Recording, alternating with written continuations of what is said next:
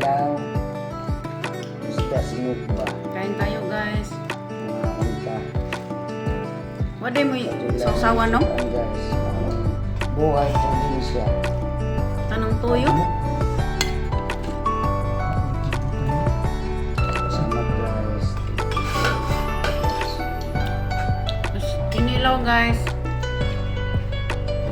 Ano talaga to guys? Fresh from the sea. Luloy din yung kinaluloy. Kilo man. Fresh from the sea talaga to guys. Ngayon lang to. Ang ganda ng isda guys pag talagang galing sa isda.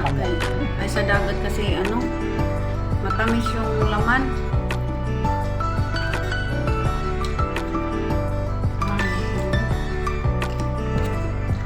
Ang sarap guys.